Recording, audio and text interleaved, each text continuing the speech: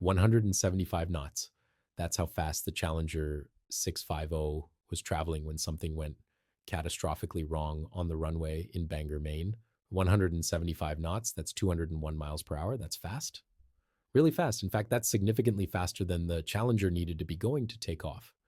Rotation speed for a Challenger 650, the speed at which you pull back on the yoke and lift the nose to become airborne, is typically around 120 to 130 knots, depending on weight.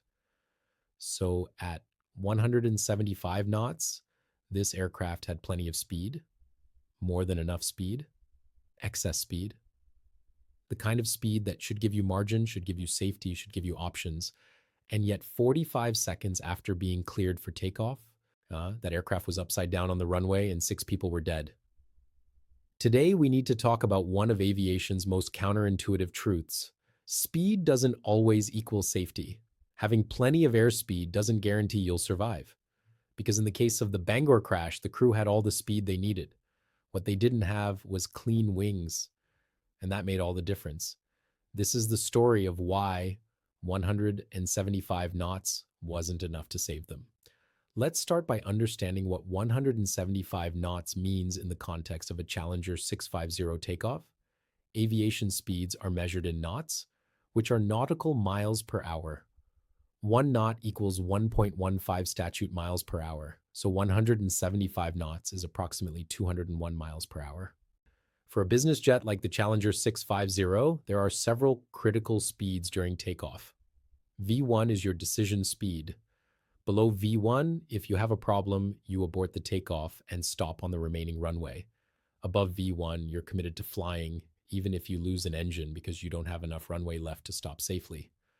V1 for a Challenger is typically around 110 to 120 knots, depending on weight and conditions. VR is rotation speed. That's when you pull back on the yoke and lift the nose to become airborne. For a Challenger, VR is typically 120 to 130 knots. V2 is your takeoff safety speed. That's the speed you need to maintain if you lose an engine after V1. It's typically around 130 to 140 knots. So at 175 knots, the Challenger in Bangor was well above all of these critical speeds. They were past V1, they were past VR, they were past V2. They had 45 to 50 knots of excess speed above what they needed to safely fly. In normal circumstances, that excess speed is your safety margin. It means if you lose an engine, you still have enough speed to maintain control and climb. It means if you encounter wind shear, you have energy to work with. It means if something unexpected happens, you have options. Speed is energy, and energy in aviation is safety. The more speed you have, the more kinetic energy you have, the more you can do with the aircraft. You can climb, you can turn, you can accelerate. Speed gives you control authority. Your flight controls work better at higher speeds. Your engines have more time to produce thrust. Everything about flying is easier and safer when you have excess speed. That's why pilots are trained to always maintain adequate airspeed. That's why slow flight is dangerous. That's why stalls are deadly. Because when you're slow, when you don't have energy, you lose options. But here's what the Bangor crew discovered in the worst possible way. All of that is only true if your wings are clean, if your wings are generating the lift they're supposed to generate, if the airflow over your wings is smooth and attached, because speed without lift is just speed. It's not flight, it's not safety, it's just kinetic energy that can't be converted into the vertical force you need to stay airborne. And when your wings are contaminated with ice, when the airflow over your wings is disrupted, Sakya, when one wing is stalled and the other isn't, all the speed in the world won't save you. The ADS-B data from the Challenger shows they reached approximately 175 knots during the takeoff roll. That data point was captured by ground-based receivers that pick up the aircraft's transponder broadcasts. Those broadcasts include altitude, speed, and position. The data shows the aircraft accelerating normally down the runway, 80 knots, 100 knots, 120 knots, 140 knots, 160 knots, 175 knots, and then the data stops. Either the aircraft impacted and the transponder stopped functioning, or the aircraft's position and attitude disrupted the transponder signal. Either way, the last recorded speed was 175 knots, And now here's what's significant about that speed. It tells us the engines were functioning normally. If you had an engine failure during the takeoff roll, you wouldn't accelerate to 175 knots. You'd notice the failure somewhere around 80 to 100 knots. The aircraft would yaw toward the failed engine. The acceleration would slow dramatically. You'd recognize you had a problem and you'd abort the takeoff. But this aircraft continued accelerating well past V1, well past VR, up to 175 knots. That's consistent with both engines producing full thrust. So this wasn't an engine failure accident, this was something else. The speed also tells us the crew was committed to the takeoff. You don't accelerate to 175 knots if you're having second thoughts. At that speed, you've long since passed the point where you could safely stop. You're committed, you're going flying.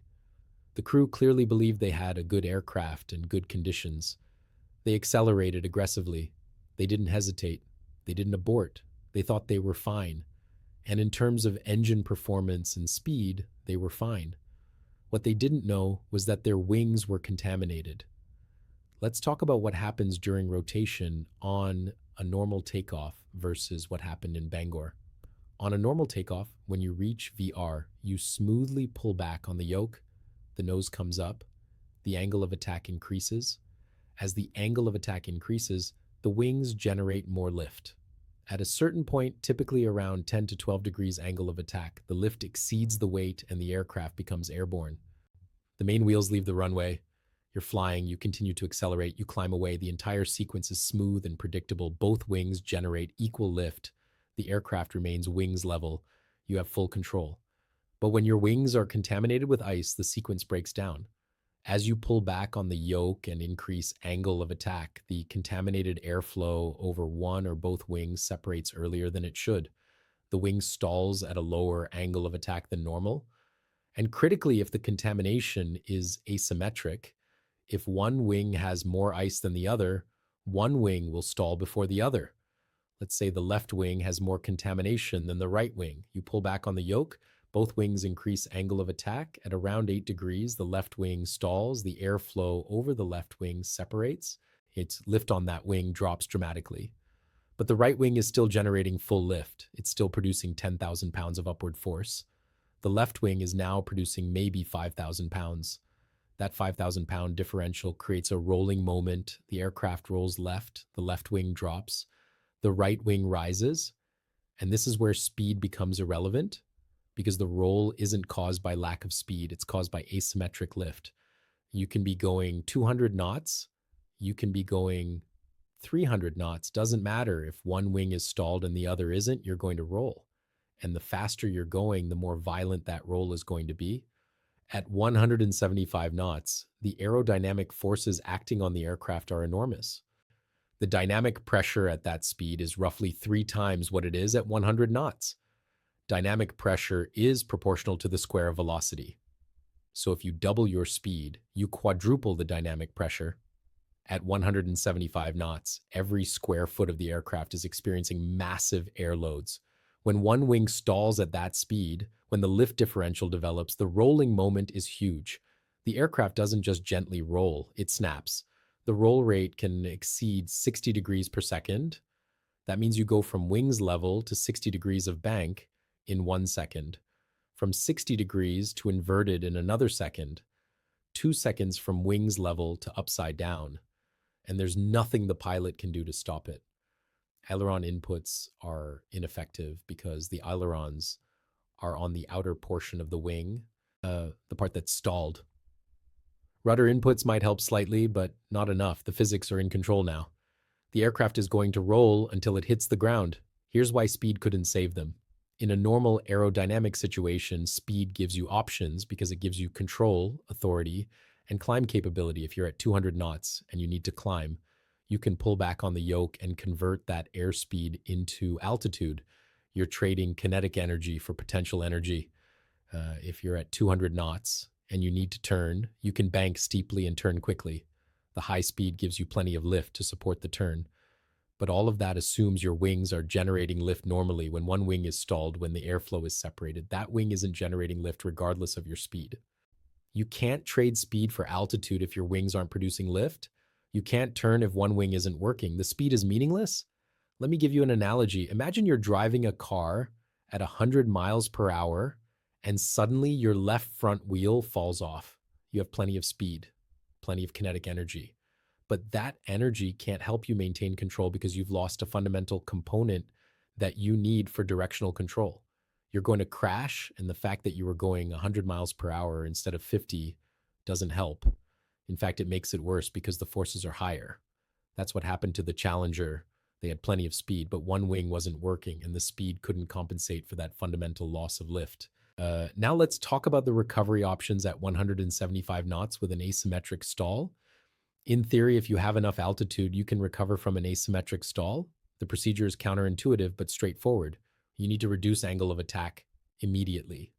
Push the yoke forward, lower the nose, even though that makes you descend, even though every instinct is screaming at you to pull back and climb, you have to push forward.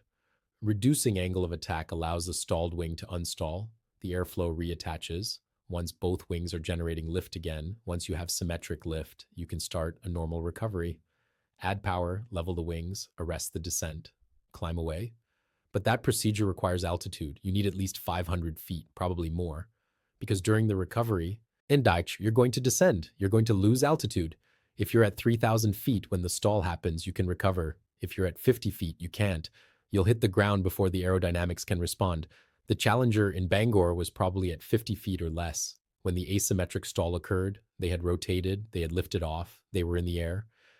But they weren't high. They were in what's called ground effect, that cushion of air that exists when you're within one wingspan of the ground. At 50 feet with a roll rate of 60 degrees per second, you have less than 2 seconds before impact. That's not enough time to recognize what's happening. Not enough time to process it, not enough time to initiate a recovery, not enough time for the aerodynamics to respond, even if you do everything right. You're a passenger. The physics are going to do what they're going to do, and what they're going to do is roll you inverted and crash you into the ground. The 175 knots of speed you have doesn't help. In fact, it makes the impact worse because kinetic energy at impact is proportional to the square of velocity. Twice the speed means 4 times the impact energy.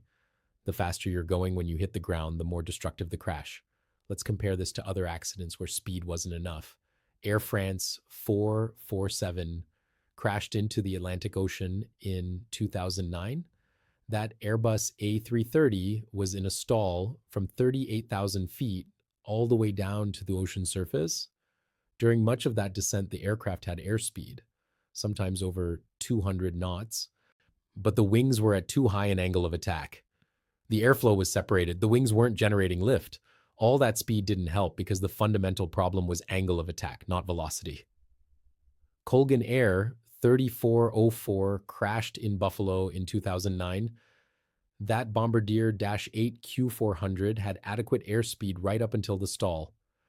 But once the wings stalled, once the stick shaker activated, the crew's incorrect response made it worse. They pulled back, increasing angle of attack further. The aircraft rolled and crashed. Having speed before the stall didn't prevent the accident. West Caribbean Airways Flight 708 crashed in Venezuela in 2005. That MD-82 was in a deep stall. The engines were producing thrust, the aircraft had some airspeed, but the wings were stalled. All the thrust and all the speed couldn't generate lift. The aircraft fell out of the sky. In every one of these cases, the accident wasn't caused by lack of speed. It was caused by loss of lift. And the Bangor accident is the same. The Challenger had plenty of speed. What it didn't have was clean wings producing symmetric lift. Now here's the cruel irony. If the crew had been going slower, they might have survived. If they had rotated at VR, if they had lifted off at 130 knots instead of continuing to accelerate to 175, the asymmetric stall might have developed less violently. The roll rate might have been slower. They might have had a fraction of a second more to react. They might have stayed upright long enough to crash in a survivable attitude. Or better yet, they might have detected the contamination before lifting off. Because at lower speed, the aerodynamic forces are lower, the handling might have felt wrong. They might have noticed something was off and aborted while still on the runway. But at 175 knots, everything happens fast.